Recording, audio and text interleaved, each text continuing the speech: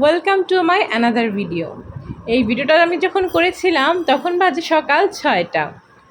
বাসি কাপড় ছেড়ে ধুয়ে যখন বেলকনিতে মেলতে গিয়েছিলাম তখন দেখছিলাম গাছটায় কী সুন্দর ফুল ফুটে রয়েছে, তাই ক্যাপচার করে নিলাম। তারপর রান্না বসিয়ে দিলাম। সকালে ডাল ছাড়া হয়ই না, তাই ডালটা বসিয়ে দেই সবার আগে। ডাল আর ভাতটা আমি আগেই বসিয়ে দিয়েছি। আর দেখো কি সুন্দর লাগছে না পরিবেশটা, পাখিগুলো কিভাবে উড়ে যাচ্ছে, দেখতে কিন্তু সুন্দর লাগছে। এরপর আমি রান্না করব হচ্ছে আলু আর পটলের রসা। এর জন্য জিরাটা বেটে নিচ্ছি। রসা রান্না করার জন্য আমি জিরা বাটা ব্যবহার করব। রান্নায় গুঁড়ো মশলার চেয়ে বাটা মশলা ব্যবহার করলে কিন্তু রান্না বেশি মজা হয়, তাই যত কষ্টই হোক না কেন আমি চেষ্টা করি বাটা মশলাই ব্যবহার করতে। এই যে দেখো, আমি কিন্তু রান্নাটাও বসিয়ে দিয়েছি।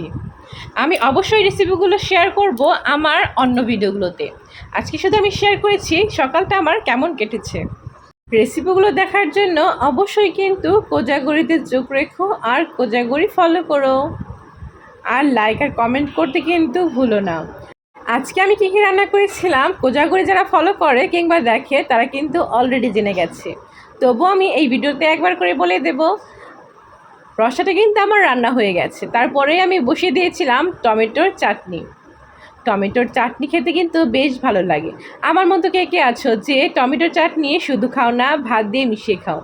ভাত দিয়ে মেখে আমার এই চাটনিটা খেতে কিন্তু বেশ ভালো লাগে। তোমরা খাও কি না তাও জানিও। আমার রান্না কিন্তু শেষ। চাটনি রান্না করার পরে আমার কাজ সম্পূর্ণ শেষ হয়ে গিয়েছিল। ও ভুল বলছি, সম্পূর্ণ কাজ তো শেষ হওয়ার কথা নয়, কারণ আমার রান্না শেষ হয়েছিল, আমার কাজ কিন্তু শেষ হয়নি। আমার কাজ যেন এখনও আরও অনেক বাকি। রান্না করার পর যে ধোয়া পাকলা হয় সেটা তো সবাই জানে। এই যে দেখো, আমি আমার কাজটাও শুরু করে দিয়েছি। যে পর্যন্ত রান্না করে রান্নাঘর পরিষ্কার না করব সে পর্যন্ত আমার একদম শান্তি লাগে না। রান্না করার পরে ধোয়া পাকলা করে মুছে যখন রান্নাঘর থেকে বের হই তখন মনে হয় আমার কাজ শেষ হলো, আর শরীর থেকে মনে হয় একটা চিন্তা দূর হলো, একদম হালকা লাগে নিজেকে। আর যখনই দেখি পরিষ্কার রান্নাঘর তখন কিন্তু মনটা এমনিই ভালো লাগে, কারণ রান্নাঘর অপরিষ্কার থাকলে কোনো কিছুই ভালো লাগে না। যতই পরিষ্কার করি না কেন, রান্নাঘর সবসময় পরিষ্কার রাখা উচিত। রান্না খাওয়াই তো সব, রান্না খাওয়ার জন্যই তো আজকে এত আয়োজন, তাই না? কাজ করতে হয়, টাকা কামাতে হয়, সব তো রান্না আর খাওয়ার জন্যই।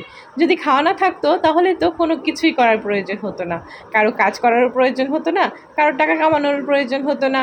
আমাদেরই খাওয়ার জন্যই তো সব, তাই না? খাওয়ার জন্যই আমরা এত এত পরিশ্রম করি, কত কিছু করি, কত ধরনের কাজ করি, সবই তো খাওয়ার জন্যই। থাকা, খাওয়া আর পড়া, এটা বাংলায় বলি আমরা। থাকা, খাওয়া, পড়ার জন্যই আমাদের সব কিছু করতে হয়। যাই হোক, আমি কিন্তু আমার কাজ করছি। সকাল টাইমটাই আমার ভীষণ চাপ, তারপরে আমার কোনো চাপ নেই। তারপরে শুরু হয়ে যাবে সারাদিনের মা মেয়ের সময় কাটানো। এরপরে হচ্ছে মেয়ের পালা। মেয়েকে খাওয়াবো, স্নান করাবো, ঘুম পাড়াবো। তারপরে আবার সব জার্নি শুরু হয়ে যাবে, খাওয়া দাওয়া, ঘুম। এই যে কাজ সেরে আমি আমার ছোট্ট সোনাটার সাথে বসে আছি, আর এই বেলকুনি দিয়ে এত পরিমাণ বাতাস আসছিল যে কি বলবো। একদিকে ফ্যানের বাতাস, আরেকদিকে বাহিরের খোলা বাতাস, কিন্তু গরম কমেনি। ওই যে দেখতে পাচ্ছ বড় একটা গোপালের ছবি, সেটা কিন্তু আমি নিজের হাতে বানিয়েছিলাম। এই গোপালটা বানাতে কিন্তু আমার অনেক দিন সময় লেগেছিল, তাও লাস্ট পর্যন্ত সমাপ্ত করতে পেরেছিলাম। আজকে এ পর্যন্তই, টাটা, ভালো থেকো সবাই।